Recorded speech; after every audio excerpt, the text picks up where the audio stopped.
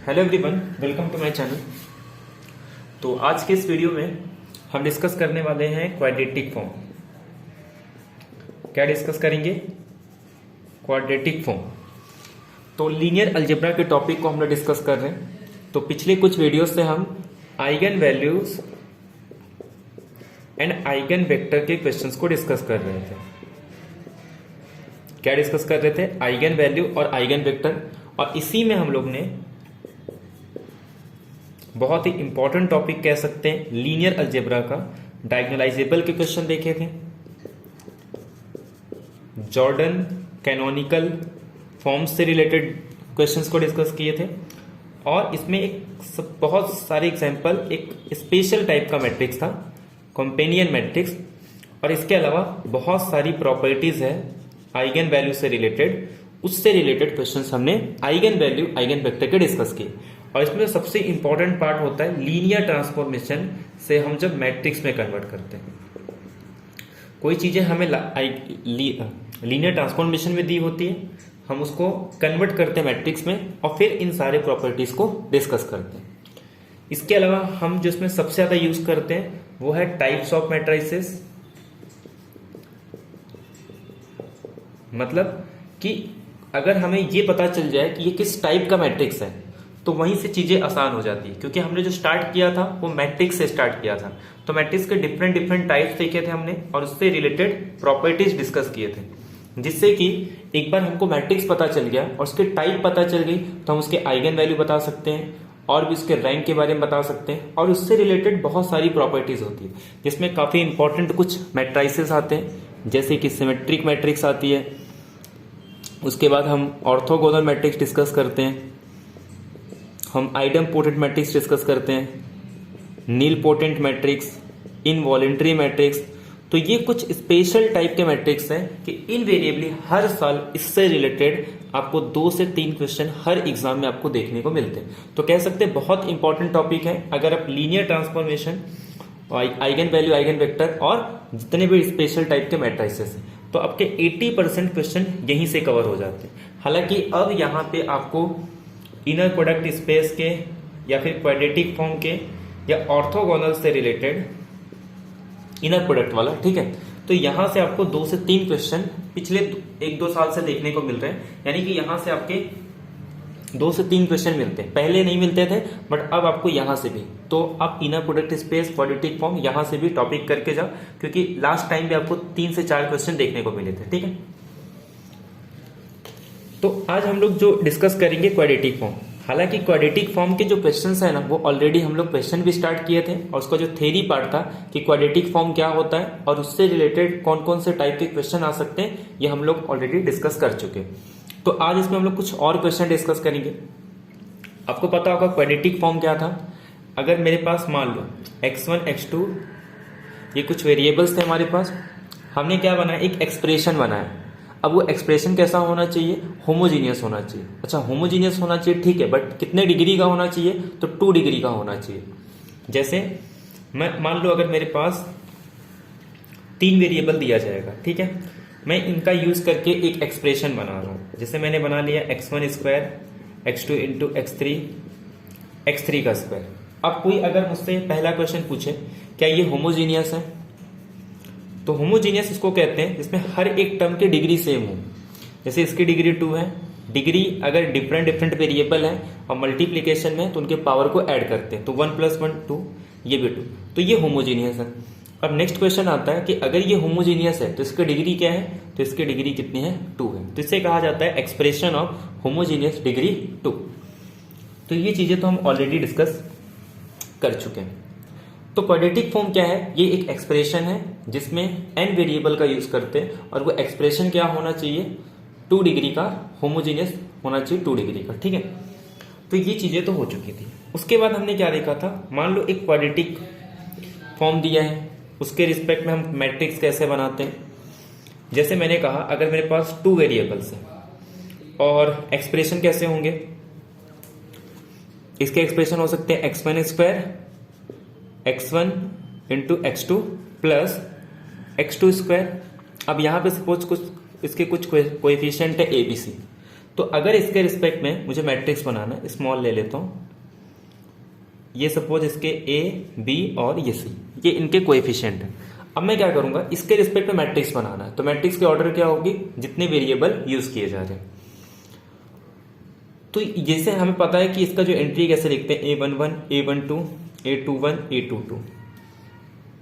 A11 को हम replace कर देते हैं X1 X1, X1 X2, X2 X1 और X2 X2,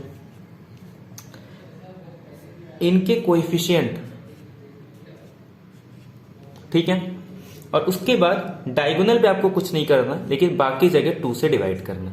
ये इस तरीके से मैट्रिक्स बनाया जाता है, ठीक है। तो अगर अब मुझे मान लो एक क्वाड्रेटिक फॉर्म दे दिया जाए 3x² + 4xy और 2x² x2², या फिर x यूज कर रहा हूं, xy यूज कर रहा हूं, तो ये ठीक है, ये मेरे पास क्वाड्रेटिक फॉर्म है। तो अब मुझे क्या करना है, इसके रिस्पेक्ट में एक मैट्रिक्स बनाना है।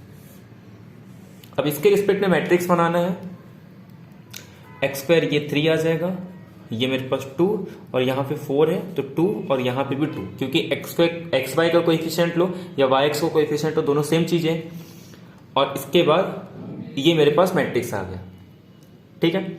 अब ये जो मैट्रिक्स है आप देख सकते हैं, जो फर्स्ट रो में वही फर्स्ट कॉलम में है, जो सेकेंड रो में वही सेकेंड कॉलम में, तो ये एक सिमेट्रिक मैट्रिक्स बनता है। बट हम सिमेट्रिक तब तक कहेंगे जब तक ये रियल पे बात हो। जैसे ही हम कॉम्प्लेक्स में चले जाएंगे तो इस टर्म को हम यूज करेंगे हर्मिशियन मैट्रिक्स। आपको पता है हर्मिशियन में हम कॉन्जुगेट का यूज करते हैं। सिमेट्रिक होता है A transpose is equal to A, जब हम हर्मिशियन की बात करते हैं तो A tranjugate is equal to A आना चाहिए। ये तो हो गया डेफिनेशन क्वाड्रेटिक फॉर्म का और उसके करस्पॉन्डिंग जो मैट्रिक्स बनता है। तो इसके करस्पॉन्डिंग जो मैट्रिक्स बनेगा वो एक सिमेट्रिक होता है। तो पहला तो हमें ये पता चल गया कि जो A मैट्रिक्स आएगा वो कैसा आ जाएगा, सिमेट्रिक। दूसरी बात, अगर मान लो मुझे क्वाड्रेटिक फॉर्म निकालना है, मैट्रिक्स की बनूं, तो क्वाड्रेटिक फॉर्म निकालने का तरीका है x ट्रांसपोज AX। अब ये x क्या है, जो हम वेरिएबल यूज कर रहे हैं, n variable x1 solve up to जितने ऑर्डर का मैट्रिक्स हो, ठीक है। तो ये चीजें आपको पता होनी चाहिए। अब कुछ सिंपल क्वेश्चन ले लेते हैं, उसके बाद हम इसको और भी क्वेश्चंस को डिस्कस करेंगे।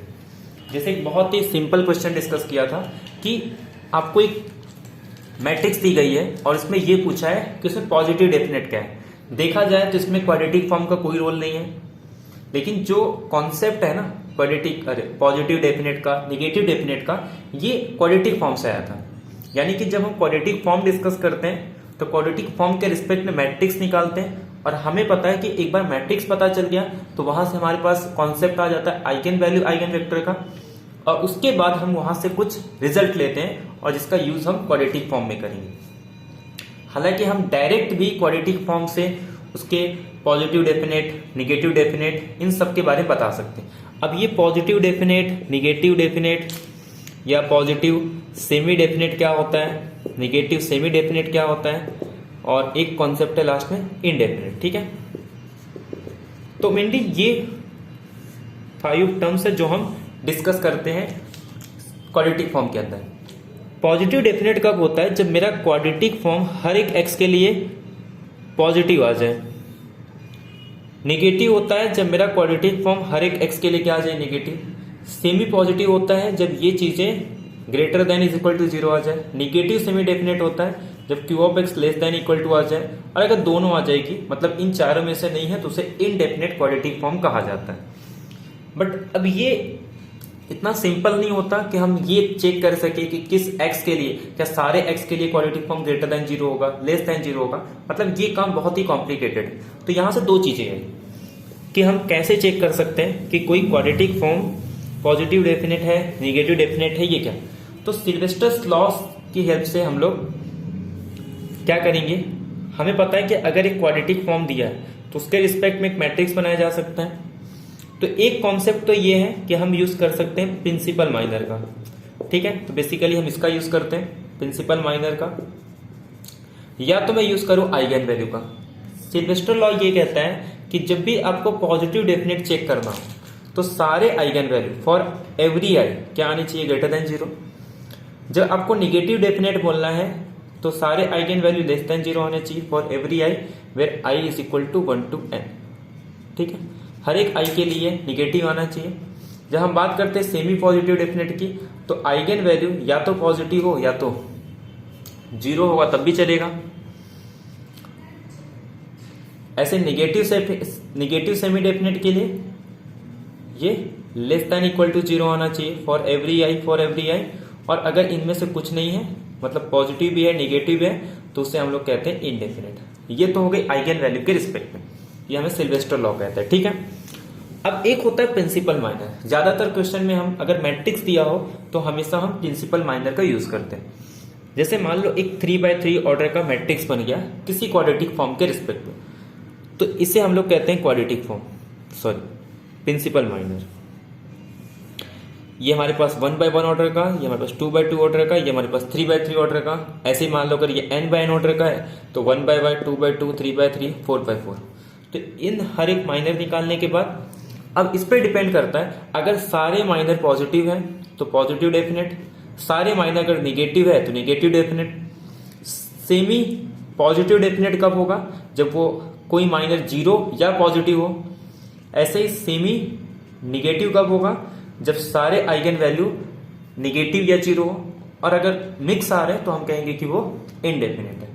तो ये there are 3 method to check the given quadratic form, either positive definite और निगेटिव डेफिनेट, या फिर कुछ नहीं इसमें से। ठीक है, तो ये 3 मेथड है जिससे कि हम चेक कर सकते हैं। बट सबसे इंपॉर्टेंट, अगर मैट्रिक्स दिया है तो हमारा माइनर से निकाल सकते हैं प्रिंसिपल माइनर। अदरवाइज अगर कुछ अलग तरीके से कुछ एक्सप्रेशन के फॉर्म में दिया है तो वहां से कुछ हमें आइगन वैल्यू के बारे में पता चल जाए तो हम आइगन वैल्यू का यूज करते हैं। अब एक बहुत ही सिंपल क्वेश्चन दिया था तो वहां से स्टार्ट करते हैं हम लोग। जैसे क्वेश्चन पूछा है कि विच ऑफ द फॉलोइंग, कि कौन सा फॉलोइंग मैट्राइसेस है। और ये बहुत ही सिंपल क्वेश्चन है, आप एक बार ट्राई करना, उसके बाद सॉल्यूशन देखना कि कितने कम टाइम में आप इसको सॉल्व कर सकते हो। क्योंकि सिंपल सी बात है, मैंने बता दिया कि आपको क्या चेक करना, माइनर चेक करना है पॉजिटिव डेफिनेट के लिए। अगर सारी माइनर पॉजिटिव है तो उसी केस में आपका पॉजिटिव डेफिनेट होगा। अब मैट्रिक्स से बहुत ही सिंपल है, सब पॉजिटिव एंट्री दिए हैं, खाली थर्ड को छोड़ दू तो। अब देखो, पहले में क्या कह रहा है कि 2 1 1 2, सेकेंड में कह रहा है 1 1 2 2, इसमें कह रहा है 4 -1 -1 4, और इसमें कह रहा है 0 4 4 0। ठीक है, अब ये आपको 4 मैट्रिक्स दे दिया है। देखो, एक तो आप चाहो इसका आइगन वैल्यू निकाल लो, 2/2 ऑर्डर का है, आप इजीली इसका आइगन वैल्यू निकाल सकते हो। लेकिन इसमें जो सबसे इंपॉर्टेंट है, आप आइगन वैल्यू भी मत यूज करो, क्वाड्रेटिक फॉर्म तो आपको निकालने की जरूरत नहीं है। आप सीधे इसका माइनर निकाल लो। ये पॉजिटिव, ये पॉजिटिव, ये पॉजिटिव, ये पॉजिटिव, मतलब इससे तो कुछ एलिमिनेट नहीं हो रहा है। अब आपको क्या निकालना है? सिर्फ डिटरमिनेंट निकालना है। अब इसके डिटरमिनेंट अगर पॉजिटिव आ गया तो हम कहेंगे कि वही हमारा पॉजिटिव डेफिनेट हो सकता है। अगर मैं इसका डिटरमिनेंट निकालूं, निगेटिव कैंसल, इसका डिटरमिनेंट निकालूं, निगेटिव कैंसल, इसका डिटरमिनेंट निकालूं तो 4, देखो ये ग्रेटर है इससे। अब ये चाहे माइनस में है प्लस में है, कुछ फर्क नहीं पड़ता, पॉजिटिव। यहाँ पे ये ग्रेटर है 1 1, चाहे माइनस में है चाहे प्लस में है, डिफरेंस लेने के बाद पॉजिटिव ही आने वाला है। तो ये दोनों पॉजिटिव डेफिनेट है, बाकी इसके निगेटिव डेफिनेट क्या होंगे वो हमको चेक नहीं करना, हमको सिर्फ क्या चेक करना था? Positive definite. ठीक है, तो बहुत ही सिंपल क्वेश्चन था ये, CSIR नेट जून 2012 में आया था। अब ऐसे ही और एक क्वेश्चन पूछा गया था, ये पूछा था जून 2016 में, दिसंबर, और ये पार्ट बी का क्वेश्चन है। उसमें भी यही पूछ रहा है पॉजिटिव डेफिनेट, सेमी डेफिनेट के बारे में। एक मैट्रिक्स दिया है, ठीक है, मैट्रिक्स क्या है? 3 -1 0 -1 2 -1 0 -1 3। ये आपको एक मैट्रिक्स दिया है कि द मैट्रिक्स इज, अब ऑप्शन देखो, सिर्फ इतना ही क्वेश्चन है कि ये मैट्रिक्स दिया है और आपको पूछ रहा है कि ये पॉजिटिव डेफिनेट है, मतलब आपको आइगन वैल्यू चेक करना है, या तो हर एक का माइनर चेक कर लो, मतलब हर माइनर चेक कर लो इसका।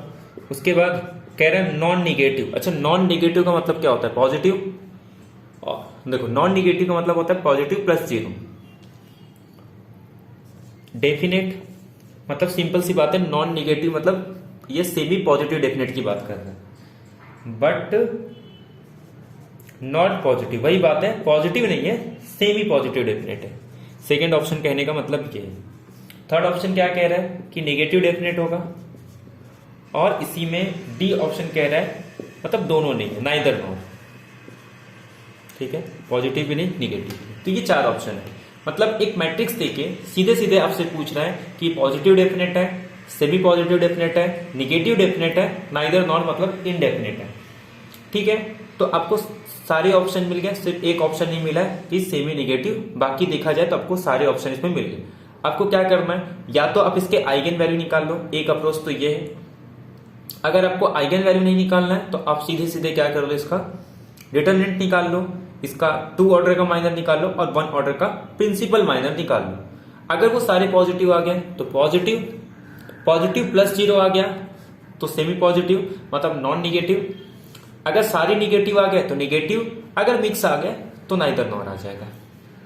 अब देखो ये पॉजिटिव है तो निगेटिव कैंसिल। इस केस में देखो ये 6 ग्रेटर है तो भाई ये चेक ही नहीं करना। देखो सीधे से समझ में आ जाता है, ये 3 2 6 है। अब ये चाहे प्लस में है माइनस में है, फर्क नहीं पड़ने वाला इसको। प्लस में आ गया तो वैल्यू बढ़ जाएगी, माइनस में आ गया तो वैल्यू कम आ जाएगी, बट निगेटिव में तो नहीं आएगा। आपको आप जस्ट ये चेक करना है। अगर ये आप निकालोगे तो 2 3 2 6 प्लस 1 7, नहीं 3 2 6, 6 और माइनस 1 ये आ जाएगा आपका 5, ये 15 आ गया। और सीधे से देखो ये 15 आ गया, दूसरा वाला कितना भी आए वो पॉजिटिव ही आने वाला है। ठीक है, तो इसका मतलब आपका ये पॉजिटिव डेफिनेट आ गया। तो इसके सारे जो प्रिंसिपल माइनर है वो पॉजिटिव आ रहे हैं, तो ये कैसा आ जाएगा, पॉजिटिव डेफिनेट आ जाएगा। तो बहुत ही सिंपल क्वेश्चन था, इस तरीके से आप इसको कैलकुलेट कर सकते हो। तो इस टाइप के अगर आपको एग्जाम में क्वेश्चन देखने को मिलते हैं तो कितने कम टाइम में करते हो आप, ये इंपॉर्टेंट है। क्योंकि आपको ही पता है अगर इसमें कोई मिस्टेक ना करे तो 90% चांसेस होते हैं कि ऐसे क्वेश्चन सभी राइट करेंगे। तो ये टाइप के क्वेश्चन में आप जितना टाइम बचा लोगे उतना आपके लिए बेनिफिट होता है। ठीक है, अब और कुछ क्वेश्चन। अच्छा, मैंने इसमें आपको कुछ और टर्म्स बताए थे, जैसे कि नंबर ऑफ पॉजिटिव, कितने पॉजिटिव आइगन वैल्यू है। हालांकि डेफिनेशन अगर आपको नहीं भी पता है तो एग्जाम में आपको डेफिनेशन बता के वो लोग खुद ही डिफाइन कर देते हैं कि इंडेक्स क्या होता है, रेंज क्या होती है। अच्छा, रेंज आपको पता होगा। देखो रेंज का मतलब क्या होता है, ये आइगन वैल्यू पे डिपेंड करता है। जैसे मैंने कहा कि अगर पॉजिटिव आइगन वैल्यू है मतलब पॉजिटिव डेफिनेट है तो उसका रेंज क्या हो जाता है, ग्रेटर देन 0 मतलब 0 टू इन्फिनिटी। अगर वो सेमी है तो ये आ जाएगा, अगर वो नेगेटिव है तो open minus infinity to open, और अगर सेमी है तो ये, और अगर इनडेफिनेट है तो पूरा का पूरा रियल नंबर आ जाता है। तो इसको रेंज कहते हैं। रेंज आपको पता होना चाहिए, इंडेक्स क्या होता है वो पता होना चाहिए। तो एक क्वेश्चन हम लोग उसी के बेस पे देखते हैं।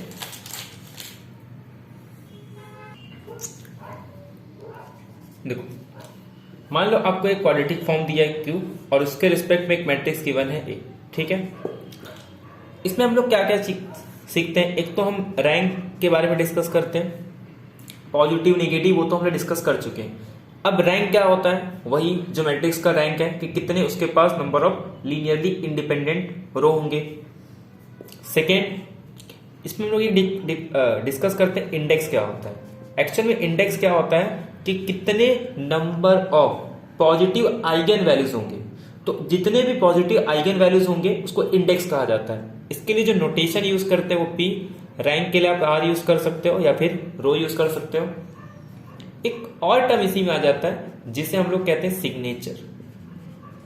क्या कहते हैं इसको, सिग्नेचर कहा जाता है। सिग्नेचर का फॉर्मूला है कि 2 टाइम्स यानी कि इंडेक्स का डबल करके उसमें से रैंक को माइनस कर दो, इसको सिग्नेचर कहा जाता है। इसका नोटेशन हम सिग्नेचर के लिए S यूज करते हैं, इंडेक्स का P यूज करते हैं और रैंक का R यूज करते हैं। ये कुछ नोटेशन है और फॉर्मूला है जो आपको पता होना चाहिए। ठीक है, अब एक क्वेश्चन पूछा था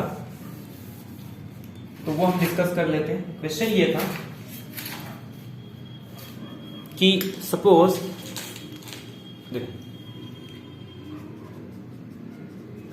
मान लो कि A जो है ना ये एक 3 by 3 ऑर्डर का सिमेट्रिक मैट्रिक्स है। सच दैट, जिसको डिफाइन किया है इस क्वाड्रेटिक इक्वेशन से कि xy1 is equal to a xy1 is equal to xy minus 1। हालांकि क्वाड्रेटिक फॉर्म नहीं, क्योंकि उसने z के प्लेस पे 1 से रिप्लेस कर दिया है, तो यहाँ पे z स्क्वायर के प्लेस पे 1 आ गया, तो जहां पे z स्क्वायर का कोएफिशिएंट है वहां पे हम बॉन्ड यूज कर देंगे। ठीक है, कोई दिक्कत नहीं हो। और उसके बाद p कह रहा है कि ये ना एक number of positive eigen values है। अब आपको पता होगा कि एक्चुअली में इंडेक्स की बात कर रहा है, नोटेशन से भी आपको पता चल रहा है इंडेक्स की बात कर रहा है, बट उसने खुद ही डिफाइन कर दिया कि p with in number of positive eigen values. ठीक है, अब आपसे पूछ रहा है n, एक क्यों डिफाइन कर रहा है, क्यों डिफाइन कर रहा है कि आप रैंक में से, मतलब a के रैंक में से p को माइनस कर दो।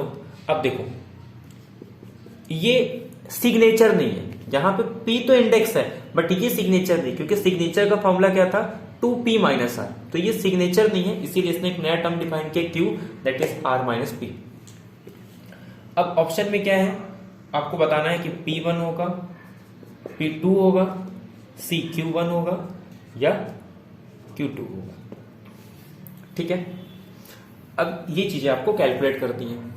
अब देखो ये एक क्वाड्रेटिक फॉर्म है, क्वाड्रेटिक फॉर्म तो नहीं है, बट अगर मैं इसको z लिख दूं तो क्वाड्रेटिक फॉर्म हो जाएगा। तो इस यहाँ पे कुछ नहीं लिखा, मैं एक काम करता हूँ z स्क्वायर का ये लिख देता हूँ। ठीक है, 1 के प्लेस पे z स्क्वायर लिखता हूँ। अब ये क्वाड्रेटिक फॉर्म हो गया। अगर एक क्वाड्रेटिक फॉर्म दिया है तो मैं उसके रिस्पेक्ट में मैट्रिक्स निकाल सकता हूँ। कितने ऑर्डर का मैट्रिक्स बनेगा, 3x3 ऑर्डर का। यहाँ पे x स्क्वायर, यहाँ पे y स्क्वायर, यहाँ पे z स्क्वायर, तो 0 0 कितना है -1। यहाँ पे एक्स वाई का कोएफिशिएंट को हाफ करना है, यहाँ पे एक्स जेड के कोएफिशिएंट को हाफ करना है, बट कुछ नहीं है, तो यहाँ पे एक्स वाई का कोएफिशिएंट का हाफ मतलब 1 का हाफ, ये 0 ये भी 0, और सिमेट्रिक मैट्रिक्स है तो 1/2 0 और 0, ये आपको मैट्रिक्स मिल गया। अब आपको निकालना है इसके पास कितने number of positive eigen values होंगे। आप सीधे सीधे यहाँ पे डेफिनेशन लगा दो, या तो आप फॉर्मूले का यूज करो, बट फॉर्मूले से आई थिंक कॉम्प्लिकेटेड हो जाएगा, तो आप सिंपल सीधे सीधे इसका डेफिनेशन लगा दो। ठीक है, तो जब आप डेफिनेशन लगाओगे इसमें तो आई थिंक आपके पास क्या आ जाएगा, ये सिर्फ यहाँ पे x, ये भी x, और ये आपका -12 0 -12 0 0 0, और दूसरा क्या आ जाएगा x+1।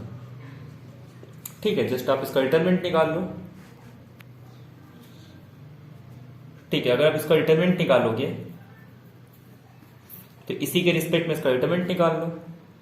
तो जब आप इसके रिस्पेक्ट में इसका डिटरमिनेंट निकालोगे तो ये आ जाएगा x+1 प्लस माइनस प्लस क्या रहता है 3/3 6 प्लस ही रहेगा, और ये x स्क्वायर -1/4।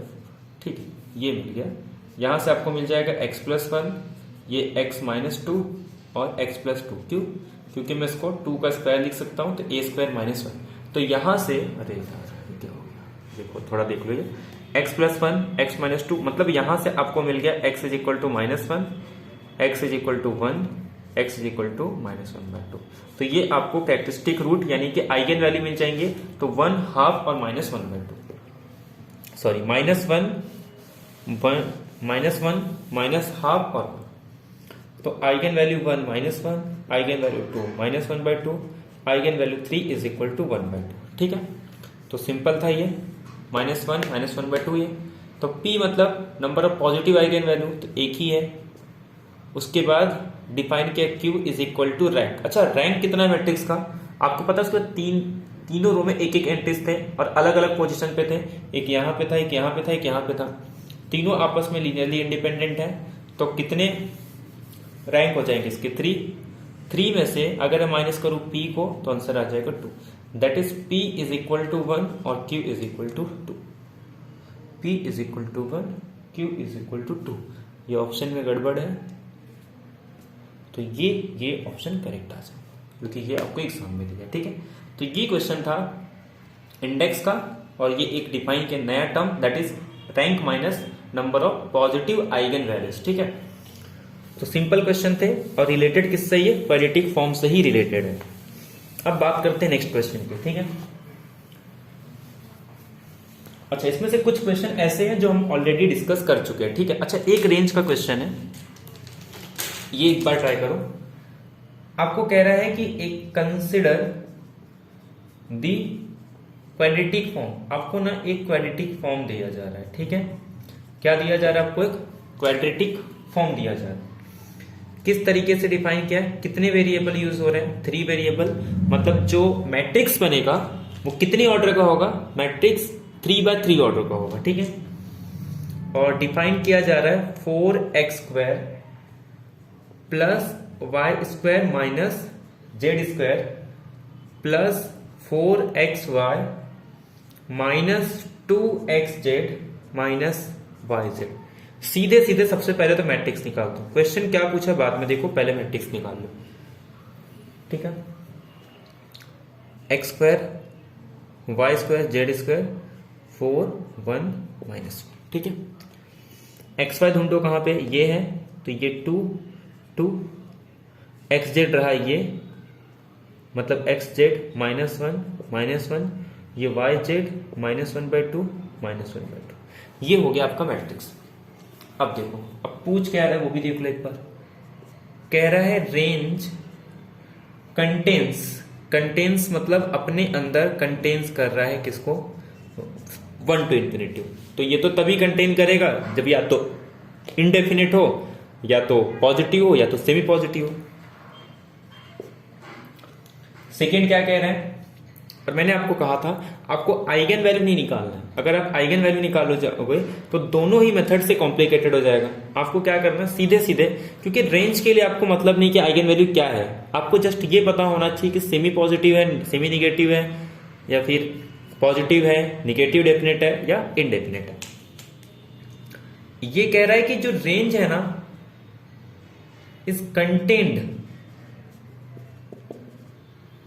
In 0 to ∞। इसमें क्या कह रहा था कि रेंज अपने अंदर कंटेन करेगा इसको। तो अगर रेंज पॉजिटिव हो गया, सेमी पॉजिटिव हो गया, इनडेफिनेट हो गया, तब ये करेक्ट आ जाएगा। सिर्फ नेगेटिव वाले के लिए करेक्ट नहीं होगा। ये कह रहा है कि रेंज जो है ना इज कंटेन्ड इन 0 to ∞। इसके अंदर कब कंटेन करेगा, या तो वो खुद यही आ जाए, या तो 0 to ∞। थर्ड क्या कह रहा है कि रेंज पूरा रियल नंबर के इक्वल आ जाएगा। वैसे अगर ये आ गया तो ये भी करेक्ट हो जाएगा, ठीक है। तो थर्ड ऑप्शन अगर करेक्ट है तो आपका 1 बाय डिफॉल्ट करेक्ट हो जाएगा। फोर्थ ऑप्शन कह रहा है कि रेंज इज कंटेन्ड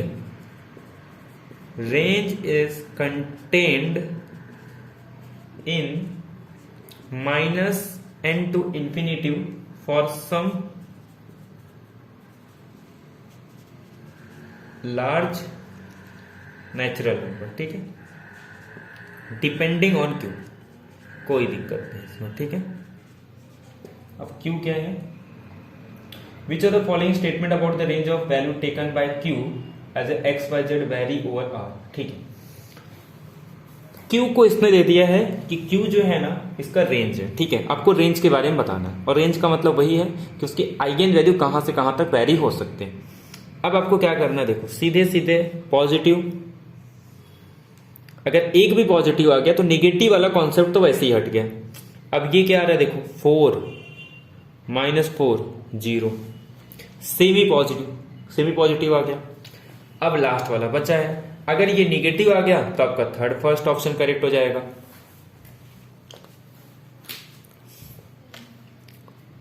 और अगर सपोज ये सिर्फ अगर ये भी पॉजिटिव आ गया तो आपका ये ऑप्शन करेक्ट आ जाएगा, ये इनकरेक्ट आ जाएगा। रेंज कंटेन्स ये भी करेक्ट हो जाएगा, और रेंज कंटेन करेगा इसके अंदर, ये भी रॉन्ग हो जाएगा, ठीक है। तो अब मैं इसको रफ कर देता हूं। जस्ट अपने को यही तो चेक करना है कि ये इनडेफिनेट है या नहीं। अब आपको इसका डिटरमिनेंट निकालना है। तो 4 ये आ जाएगा -1, और ये -1/4, तो -1 -1/4 -2 माइनस ये -1 -2 और -1/2, तो -2 -1/2 -5/2, और उसके बाद ये -1, ये आ जाएगा आपका 2 से 2 कैंसिल होके -2 और ये -1 -3। ठीक है, तो -3 मतलब +3। अगर इसको सॉल्व करूं तो ये आ जाएगा मेरे पास -5/4, यानी कि ये पूरा कैंसिल, ये आपका सिंपल 5 आ जाएगा, ये +2 से 2 कैंसिल, ये आपका 5 + 3, तो गड़बड़ हो गया, 15 आ रहा है। ठीक है, एक बार चेक कर लेना, अगर पॉजिटिव सेमी डेफिनेट है तो आपका कौन सा ऑप्शन करेक्ट होगा। फर्स्ट में क्या कह रहा है कि रेंज कंटेन्स, तो ये करेक्ट हो जाएगा। सेकेंड कह रहा है कि रेंज कंटेन्ड इन 0 to ∞, ये भी करेक्ट हो जाएगा। फोर्थ नहीं, तो ये 2 ऑप्शन करेक्ट हो जाएंगे। एक बार चेक कर लेना इसका अच्छे डिटर्मिनेंट, हो सकता है कुछ मिस्टेक हो, तो अगर निगेटिव होगा तो इनफिनिट, बाकी अगर पॉजिटिव है, सही है डिटर्मिनेंट, तब तो ठीक है। ठीक है, तो एक बार अच्छे से इसका डिटर्मिनेंट कैलकुलेट कर लेना। ठीक है, तो ये तो क्वेश्चन हो गए जब आपको सिंपल वो उसके पॉजिटिव डेफिनेट, निगेटिव डेफिनेट या सेमी पॉजिटिव या सेमी निगेटिव इन टाइप के क्वेश्चन पूछ रहे हैं, तब तो आप इजीली इनको कर सकते हो। बट होता क्या है कि हर बार आपको इसी तरीके से क्वेश्चन नहीं पूछे जा रहे हैं। कुछ क्वेश्चन का जो पूछने का जो लेवल है वो कभी कभी काफी अच्छा रहता है, तो पहले कुछ और क्वेश्चन देख लेते हैं इसी टाइप का, बट उनका जो लिखने का लैंग्वेज है वो थोड़ा अलग है। ठीक है, बट पूछा यही गया है। बट हाँ, कुछ क्वेश्चन ऐसे हैं जिसमें आपको अपने खुद से कुछ काउंटर एग्जांपल लेके उसको एलिमिनेट करना है, और ये एग्जाम में अगर देखा जाए तो ये काफी डिफिकल्ट हो जाता है कि खुद से एग्जांपल लेके ऑप्शन को एलिमिनेट करना, वो भी खास करके क्वाड्रेटिक इक्वेशन के। तो एक क्वेश्चन पूछा गया था जून 2017 में कि ए आपको एक मैट्रिक्स दिया गया है। ठीक है, ए क्या दिया है, एक मैट्रिक्स 3 1 2 1 2 3 2 3 1, ये मैट्रिक्स दिया है, और आपको दिया गया है Q of x is equal to x transpose AX, x belongs to RQ। Then अब देखो इसमें ऑप्शन कैसे कैसे, मतलब मैट्रिक्स तो दे दिया गया है, ऑप्शन कह रहा है कि A के पास एग्जैक्ट 2 पॉजिटिव आइगन वैल्यूज होंगे। सेकंड कह रहा है कि जितने भी आइगन वैल्यूज है ए के, वो पॉजिटिव है। थर्ड कह रहा है कि Q of x greater than 0 होगा for every x belongs to RQ। Fourth कह रहा है कि Q of x is less than 0 for some x belongs to RQ। वैसे देखो ये सम वाला तो आप करेक्ट कर सकते हो, Q of x निगेटिव, क्योंकि x अपने ऊपर रहता है, x को मैं पॉजिटिव नेगेटिव करके उसको सम कर सकता हूं। हर एक के लिए नहीं कर सकते, बट ये सम के लिए कर सकते हैं, अभी हम लोग देखेंगे। ठीक है, तो कहने का मतलब क्या है, मैट्रिक्स दिया है, कह रहा है a के पास 2 पॉजिटिव आइगन वैल्यूज होंगे, कह रहा है कि सारे आइगन वैल्यू पॉजिटिव है। थर्ड कह रहा है इसका क्वाड्रेटिक पॉजिटिव है, मतलब आइगन वैल्यू नॉन निगेटिव। ये कह रहा है Q of x, ये सम कर रहा है, मतलब कोई आपको एक एग्जांपल मिल जाए जिसके लिए होल्ड हो जाएगा। ठीक है, तो ये चीजें हम कर सकते हैं। अब देखो, अब यहां पे आपको एक मैट्रिक्स दिया गया है 6 6 6। मैंने आपको कुछ टर्म्स बताए थे कि जब भी आपको मैट्रिक्स दिखे, सबसे पहले तो आइडेंटिफाई करो टाइप कौन सा है। अगर टाइप नहीं समझ में आ रहा है तो ये देखो कि कहीं उसका हर एक सम करने पे वो सेम तो नहीं आ रहा। इससे क्या होता है, आपको कुछ पता चल जाता है कि इसका एक आइगन वैल्यू क्या है। इसके बाद आप क्या देखते हो, ये देखते हो कहीं ऐसा तो नहीं कि ऑर्थोगोनल मैट्रिक्स है, क्योंकि ऑर्थोगोनल मैट्रिक्स डायरेक्ट नहीं पता चलता, आपको देखना पड़ता है मल्टीप्लाई करके डिफरेंट से कि उनका सम करके 0 तो नहीं आ रहा है, या फिर खुद के रो का स्क्वायर करके सम करूं तो कहीं 0 नहीं आ रहा है, सॉरी 1 नहीं आ रहा है। तो ये आपका ऑब्जर्वेशन अच्छा होना चाहिए। अब सुनो, तो इसको मैं हटा देता हूं, ये जस्ट उसी का क्वाड्रेटिक फॉर्म है इस मैट्रिक्स का। तो एक आइगन वैल्यू तो मुझे मिल गई 6, ठीक है, या फिर आप इससे भी कर सकते हो, एक आइगन वैल्यू इसका सम आ गया, ये भी पॉजिटिव, ये भी पॉजिटिव। आप चाहो तो इसका और एक डिटरमिनेंट निकाल सकते हो, इसका और डिटरमिनेंट निकालोगे तो ये आ जाएगा आपका 3 2 -9 -1 1 -6 -5 plus 2 3 minus 4 minus 1 minus 7 minus 21 plus 5 minus 2, मतलब निगेटिव आ रहा है। ठीक है, एक आइगन वैल्यू निगेटिव आ रहा है। अब थोड़ा ध्यान दो, मैंने कहा इसके पास 3 आइगन वैल्यू है,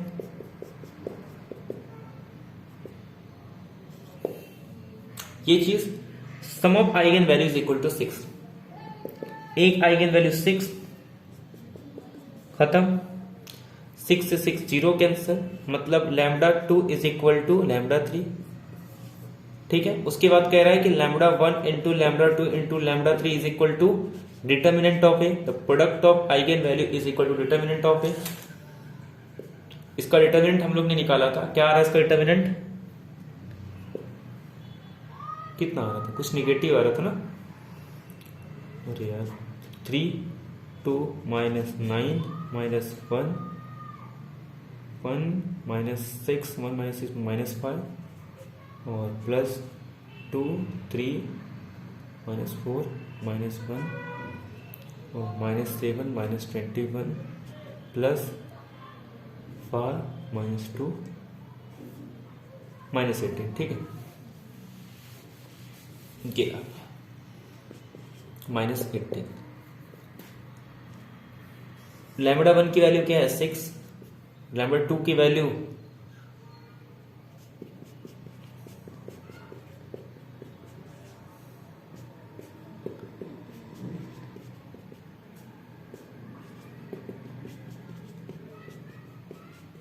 ठीक है, ये आएगा, जो भी आएगा पॉजिटिव निगेटिव आ गया, मतलब एक पॉजिटिव, मतलब 2 आइगन वैल्यू पॉजिटिव और एक आइगन वैल्यू निगेटिव आ गया। ठीक है, तो ये अपने को पता चल गया, वैसे यहां से ही पता चल गया था कि एक आइगन वैल्यू पॉजिटिव है और एक आइगन वैल्यू निगेटिव है, तीनों तो पॉजिटिव हो नहीं सकते। अब देखो, पहला कह रहा है कि ए के पास एग्जैक्ट 2 पॉजिटिव आइगन वैल्यूज होंगे, तो सही बात है कि ए के पास कितनी पॉजिटिव आइगन वैल्यू है, सिर्फ 2 पॉजिटिव आइगन वैल्यू है। सेकेंड ऑप्शन कह रहा है कि सारे आइगन वैल्यू पॉजिटिव होंगे, तो ये आपका कह रहा है इसके पास सारे आइगन वैल्यू पॉजिटिव होंगे, तो ये इनकरेक्ट है। थर्ड कह रहा है कि क्यू ऑफ एक्स पॉजिटिव होगा, बट ये ट्रू नहीं है, क्योंकि सेमी पॉजिटिव होता तब ये ट्रू होता। लास्ट में कह रहा है कि Q of X is less than 0 for some, तो एक आपके पास नेगेटिव है, तो कुछ ऐसे वेक्टर मिल जाएंगे जिसके लिए ये लेस देन 0 होगा। ठीक है, तो आपके 1 और 4th ऑप्शन इसमें करेक्ट होगा। ठीक है, तो आई होप ये क्वेश्चन आपको समझ में आ गया होगा। ठीक है, तो सिंपल सा क्वेश्चन था, इसमें हम लोग ने ज्यादा कुछ कैलकुलेट नहीं किया, सिंपल सारे क्वेश्चन हैं। अब देखो, अब एक बढ़िया क्वेश्चन आपको दिया था 2015 में। अब देखो ये क्वेश्चन क्या कह रहा है, ये अच्छा क्वेश्चन है काफी, कि कंसिडर द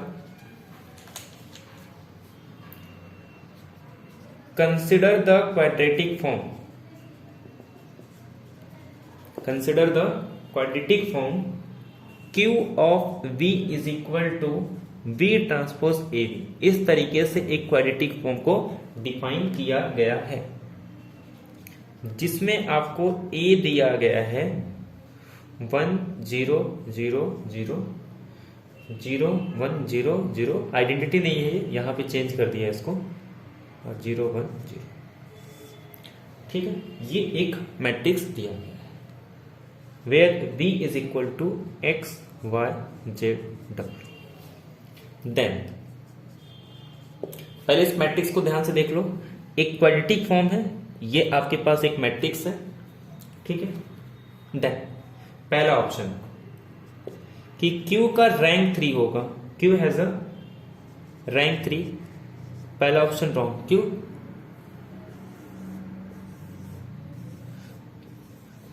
हर एक रो में पिवट है, अगर आप मैं इसको ये चेंज कर दूं तो इसको यहां लेके आ सकता हूं, तो हर एक रो में पिवट आ जाएगा। ठीक है, तो इसका रैंक 4 है ना कि 3 है, तो फर्स्ट ऑप्शन तो आपका एलिमिनेट हो गया। इसको मैं रफ कर देता हूं कि फर्स्ट ऑप्शन आपका करेक्ट नहीं हो सकता। अब जो है सेकेंड, थर्ड, फोर्थ ऑप्शन से आपको चेक करना। अब मैं सेकेंड ऑप्शन लिख रहा हूं, उसके बाद थर्ड ऑप्शन लिखता हूं। सेकेंड ऑप्शन क्या कह रहा है, ध्यान दो कि X Y plus Z square is equal to Q of P of V for some invertible 4x4 real matrix P. मतलब किसी इन्वर्टिबल मैट्रिक्स के लिए मैं इस तरीके से लिख सकता हूं। ठीक है, कोई दिक्कत नहीं है। इसको डिफाइन कैसे किया है कि जो भी वेक्टर है उसका ट्रांसपोज ले लो ए, और फिर जो भी लिखा है उसी को एज इट इज लिख लो। ठीक है, ये आ जाता है v का ट्रांसपोज, p का ट्रांसपोज a, और यहां पे ये आ जाएगा p v। ठीक है, अच्छा ये भी तो कुछ क्वाड्रेटिक इक्वेशन है, तो मैं अगर इसको लिखूं तो मैं इसको लिख सकता हूं v ट्रांसपोज। मैट्रिक्स कैसे आएगी ये? अगर मैं इसको मैट्रिक्स के फॉर्म में लिखूं तो ये एक्स वाई का कोएफिशिएंट यानी कि X square 0, Y square 0, Z square 1, X Y मतलब 1/2 0 0 0 0। कोई दिक्कत नहीं, कंपेयर कर लो यहां से। कहने का मतलब ये है कि P ट्रांसपोज ए पी, ये आपको इस तरीके का मैट्रिक्स दे दिया गया 0 हाफ 0। रुको रुको, ये 4x4 ऑर्डर का है ना, तो एक और आएगा। ठीक है, 0 0 0। ठीक है, तो ये मैट्रिक्स बन जाएगा। अगर 3x3 ऑर्डर का होता तो इतना बनता है, ये 4x4 ऑर्डर का है। ठीक है, ये मैट्रिक्स बन गया। अब एक बात बताओ, मुझे क्या करना है कि ऐसे में लिख सकता हूं, बट P कैसा होना चाहिए? इन्वर्टिबल होना चाहिए या नॉन सिंगुलर होना चाहिए। एक काम करता हूं, मैं डिटरमिनेंट निकाल देता हूं। इसका डिटरमिनेंट 0, क्योंकि एक रो इसके पास 0 है। जब मैं इसको सेपरेट करूंगा तो P ट्रांसपोज का निकालो या P का निकालो, सेम ही आता है। तो कहने का मतलब इसका डिटरमिनेंट 0 आ गया। ठीक है, तो A का डिटरमिनेंट 0 है नहीं, तो कहने का मतलब किसका डिटरमिनेंट 0 होगा? P का डिटरमिनेंट 0 होगा। तो अब P में से किसी एक का डिटरमिनेंट 0 आने ही वाला है। खत्म, P इन्वर्टिबल नहीं है। ऐसे ही थर्ड ऑप्शन में दिया है, आप थर्ड के लिए भी चेक कर सकते हो। थर्ड में भी यही कह रहा है X Y plus Y square plus Z square Q P of V. इसमें भी सेम, जब आप मैट्रिक्स बनाओगे इसका तो देखो मैट्रिक्स क्या आएगा। ये आपके पास सीधे सीधे देखो, यहाँ पे कुछ नहीं दिख रहा है, आपको पूरा मैट्रिक्स बनाने की भी जरूरत नहीं है। सिर्फ एक्स का टर्म है, वाई का टर्म है। फोर्थ क्वाड्रेंट में तो कुछ है ही नहीं, ना ही कहीं पे एक्स डब्ल्यू है, ना ही पे कहीं पे वाई डब्ल्यू है, ना ही पे कहीं जेड डब्ल्यू है, ना ही कहीं पे डब्ल्यू स्क्वायर है। तो अगर डब्ल्यू का कोई टर्म नहीं है तो एक रो में तो सारे जीरो आएंगे ना, अरे सॉरी एक कॉलम में तो सारे जीरो आ जाएंगे। ऐसे रो में भी जीरो आ जाएंगे, क्या दिक्कत है?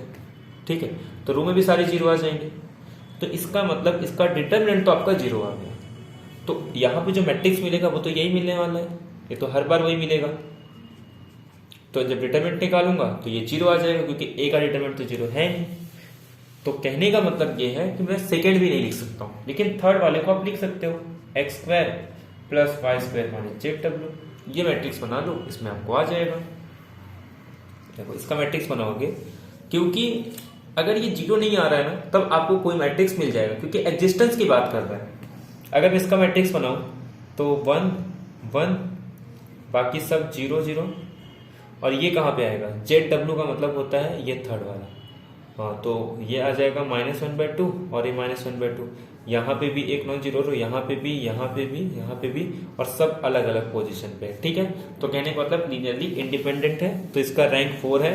मतलब मिल सकता है, कोई एक पी मैट्रिक्स मिल सकता है जिसके लिए इस तरीके से एक्सप्रेस किया। तो आपका डी ऑप्शन करेक्ट है, बाकी सारे ऑप्शन इनकरेक्ट है।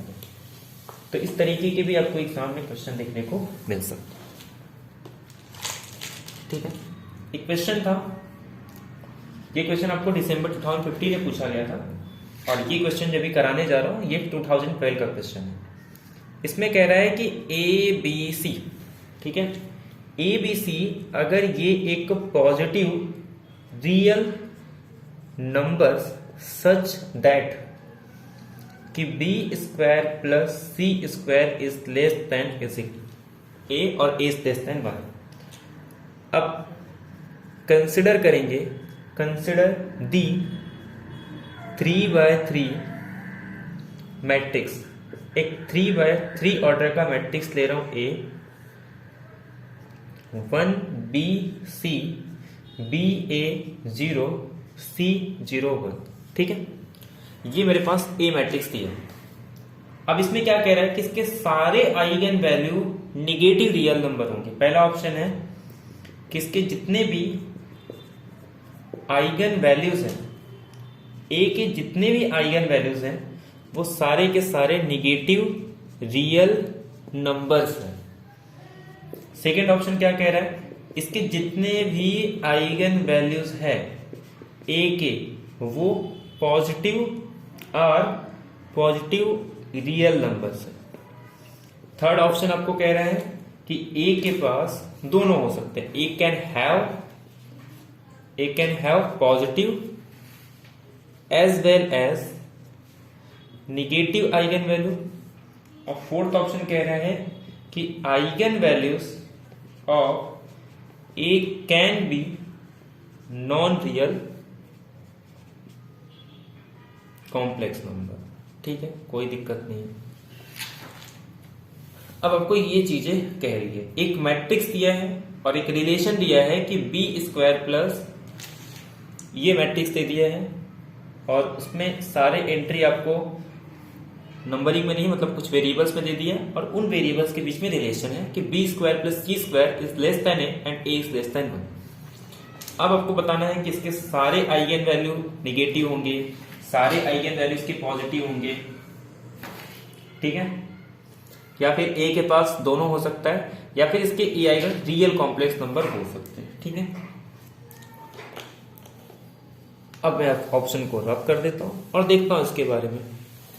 देखो, अगर इसके सारे आइगन वैल्यू पॉजिटिव है, मतलब ये पॉजिटिव डेफिनेट है, पॉजिटिव डेफिनेट के लिए इसके सारे माइनर पॉजिटिव आने चाहिए, ठीक है। 1 तो पॉजिटिव है, कोई दिक्कत नहीं। सेकेंड आ जाएगा आपके पास a minus B square. a minus B square को अगर पॉजिटिव बताना है तो a को b स्क्वायर से ग्रेटर देन बताना पड़ेगा, ठीक है ना। अब जो b स्क्वायर है किससे लेस देन होता है, b square plus C square से, क्योंकि किसी नंबर में अगर मैं कोई पॉजिटिव वैल्यू ऐड कर दूं वो भी नॉन जीरो, ठीक है, तो ये क्या आ जाएगा, क्योंकि उसने ऑलरेडी बोल दिया है कि ए भी सारे पॉजिटिव है तो नॉन जीरो रहेगा, तो ये बड़ी वैल्यू हो। अगर ये निगेटिव भी होता तब भी चलता, जीरो होता तो इक्वल करते, बट जीरो नहीं है, पॉजिटिव है तो और अच्छी बात है।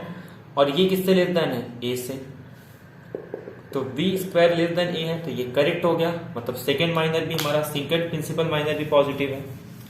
अब बात करते हैं थर्ड की। अगर मैं इसका डिटर्मिनेंट निकालूं, ठीक है, डिटर्मिनेंट क्या आ जाएगा इसका 1, ये आ जाएगा a और सेकेंड माइनस b और ये आ जाएगा अपने पास b0 c1 और plus c is equal to b a c 0, ये आ जाएगा a minus b into B plus c into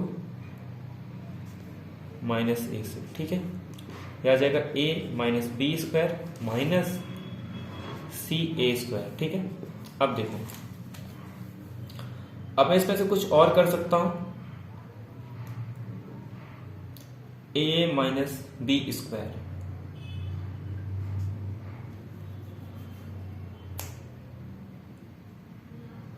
और इसके बीच में क्या रिलेशन कर सकते हैं हम लोग कि a माइनस बी स्क्वायर है और ये c माइनस ए स्क्वायर है, तो b square plus C square is less than 1।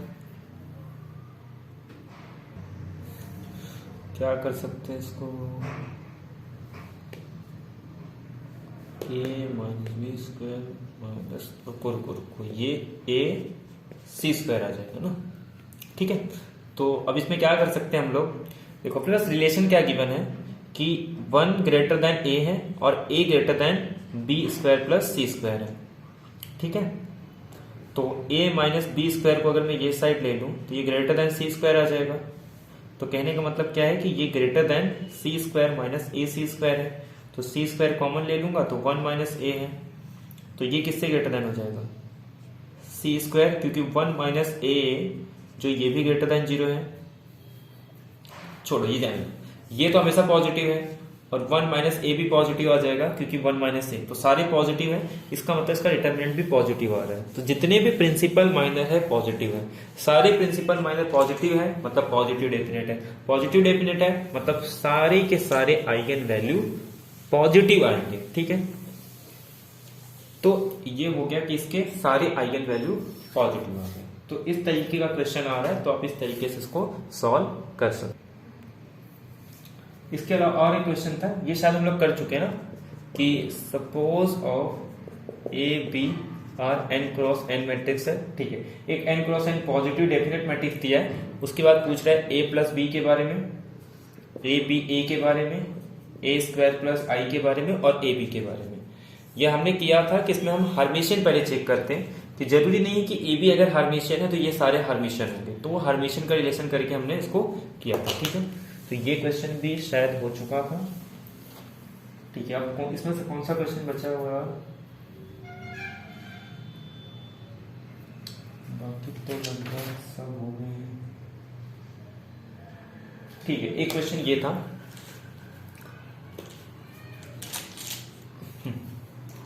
कि फॉर एवरी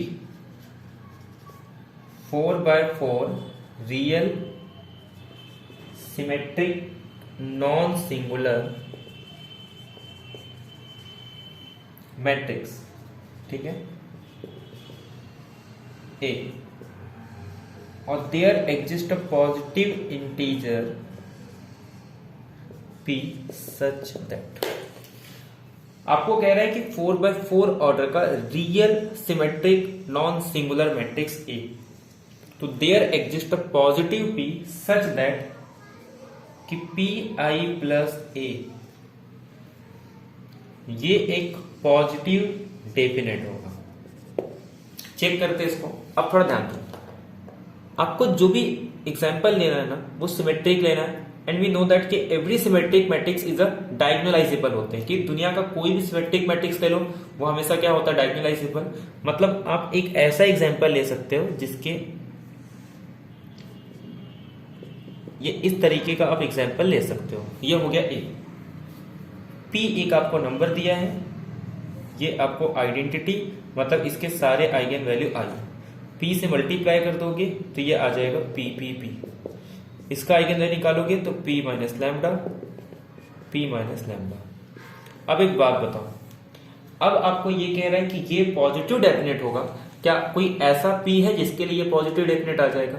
अब ये जो मैट्रिक्स आएगा वो भी एक डायगोनल मैट्रिक्स आने वाला है। ठीक है, और इसके सारे एंट्री क्या है, p माइनस 1, ये सारे आइगन वैल्यू हो गए इसके। अब अगर ये आइगन वैल्यू को मैं चाहता हूं कि पॉजिटिव कर दूं, तो एक काम करता हूं, इन p को इन सारे आइगन वैल्यू से ग्रेटर बना दूं, इससे क्या होगा, ये भी पॉजिटिव, सारे पॉजिटिव आ जाएंगे। तो अगर मैं p को इन सारे लैम्डा 1 लैम्डा हर एक लैम्डा i से ग्रेटर बना दूं, ठीक है, फॉर एवरी ईयर, तो इस p के लिए अगर ये हर एक i से ग्रेटर आ जाए तब मेरे पास पॉजिटिव डेफिनेट हो जाएगा, यानी कि ऐसा p एग्जिस्ट कर सकता है। तो पहला ऑप्शन करेक्ट हो गया, क्योंकि अपने वो एग्जिस्टेंस के बारे में पूछ रहा है ना, कि क्या कोई ऐसा पॉजिटिव इंटीजर p मिलेगा जिसके लिए उसके पास पॉजिटिव डेफिनेट आएगी। अब बात कर रहा है A raise to P, A symmetric है, मान लो उसके आइगन वैल्यू कुछ इस तरीके से आ रहे हैं। अब एक बात बताओ, p की बात कर रहा है, सारे पॉजिटिव चाहिए ना, इवन पावर ले लो, कोई भी इवन पावर ले लो, p को हमेशा पॉजिटिव आएंगे, कोई दिक्कत नहीं है। e raise to minus P बोल रहा है, वही चीज है, उसका इनवर्स ले लो, वही आ जाएगा। चाहे e रेस टू पी की बात करो, e raise to minus P की बात करेंगे, इसका साइन थोड़ी ना चेंज हो जाता है। अगर मैं कह रहा हूँ 3 है, 3 को 1/3 ले लो, क्या फर्क पड़ेगा? अगर ये -3 है, उसका स्क्वायर ले लो, पॉजिटिव आ गया, तो -1/3 है, फिर से स्क्वायर ले लो, 1/9 आएगा। तो अपॉन में लेने से उसके साइन में कोई इफेक्ट नहीं होता। ठीक है, तो आपका थर्ड वाला भी करेक्ट आ जाएगा। अच्छा, फोर्थ में कह रहा है कि e raise to P A minus e raise to P A minus, ठीक है, ये इसकी बात कर रहा है। इसको पॉजिटिव कैप बना सकता हूं मैं किसी p के लिए, अगर a मेरे पास एक सिमेट्रिक मैट्रिक्स है, ठीक है, कोई दिक्कत नहीं, सिमेट्रिक है तो p p p -1 और इसके आइगन वैल्यू लैम्डा, ये ग्रेटर देन 0 होगा, जब यहाँ पे जो भी एंट्री आएगा वो पॉजिटिव आ जाएगा। अच्छा ठीक है, यहाँ पे क्या होगा कि अगर मैं जैसे मान लो e⁻p को अगर मैं कुछ इस तरीके से ले लूँ p⁻λ के फॉर्म में और इस तरीके से ले लूँ सपोज फॉर एग्जाम्पल, ठीक है, तो ये मेरे पास आइगन वैल्यू है। तो इसके दो केसेस आएंगे। ये वैल्यू आपको पता है कि हमेशा ग्रेटर देन 1 हो जाएगी, ग्रेटर देन 0 आता है, लेकिन अगर मैं इसी को e⁻pa लैम्डा ले लूँ तो ये हमेशा नेगेटिव आ जाएगा। ठीक है, तो लैम्डा को नेगेटिव ले लो कुछ, जैसे एक ऐसा मैट्रिक्स ले लो जिसमें सारे आइगन वैल्यू क्या हो,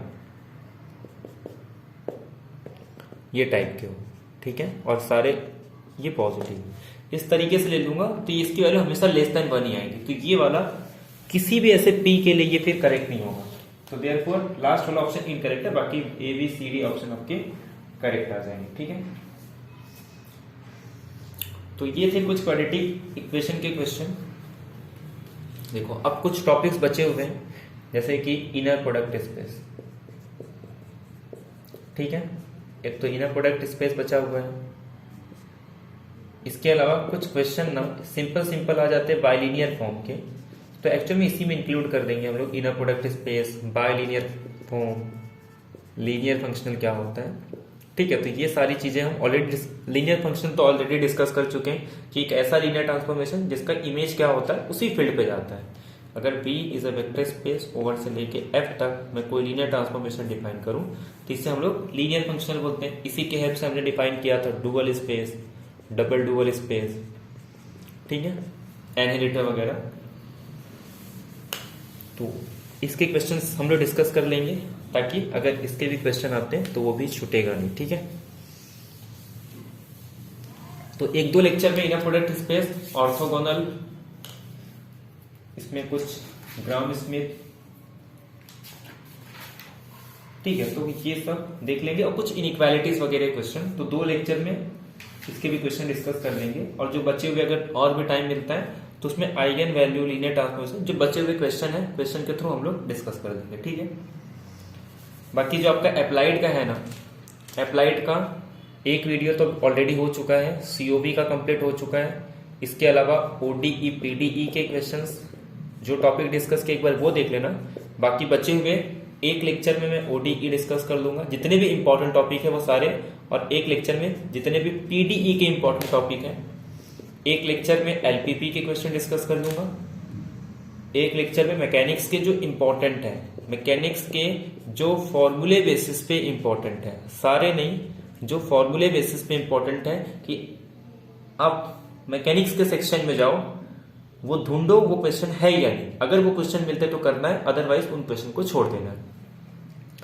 मार्को चिन्ह आ गया। इसके भी क्वेश्चन मैं आपको कुछ सिंपल बताऊंगा, हालांकि इसमें ज्यादा टॉपिक तो है नहीं, बट ज्यादा डिटेल में नहीं जाएंगे। जो सिंपल क्वेश्चन है वो हम लोग देखेंगे कि ताकि आप देखो अगर आपके सेक्शन के जिसको आपने अच्छे से किया अगर वो क्वेश्चन मिल रहे हैं तो आपको वो करना है, और आपको मिल ही जाएंगे, 1 से 2 क्वेश्चन मिल ही जाते हैं। अगर नहीं मिल रहा है तो आपको उसको छोड़ देना है। ठीक है, बट ऐसा नहीं होगा। सीओबी का तो पूरा कंप्लीट हो गया, इसमें आपके एक भी क्वेश्चन नहीं छूटेंगे। अगर मान लो छूटेंगे तो वो कैलकुलेशन पार्ट होगा, जैसे कि मूवेबल बाउंड्री वाला, वो मैंने आपको नहीं कराया था। बट उसके अलावा अगर कुछ भी आता है तो उसमें टाइम भी आपको कम लगेगा और उन क्वेश्चंस को आप कर सकते हैं। ओडीई पीडी के कुछ स्पेशल टाइप के हैं, वही क्वेश्चन आपको करके जाना है। एलपीपी का क्वेश्चन आपको नहीं छोड़ना है। एलपीपी का सिंपल क्या करना है, देखो 2 तरीका, अगर 12th लेवल का आता है तो आप करो, अदरवाइज को छोड़ दो। ठीक है, एलपीपी के क्वेश्चन अगर सिंपल है तो बहुत जल्दी हो जाते हैं, अदरवाइज बहुत टाइम लगता है, तो ऐसे क्वेश्चन को एग्जाम में अवॉइड करना है। मैकेनिक्स के कुछ सिंपल फॉर्मूले बेसिस पे आते हैं, वो क्वेश्चन को हम लोग देख लेंगे। ठीक है, तो 5-6 लेक्चर में जितने भी अप्लाइड के क्वेश्चन है वो यूट्यूब पे आपका हो जाएगा। ठीक है।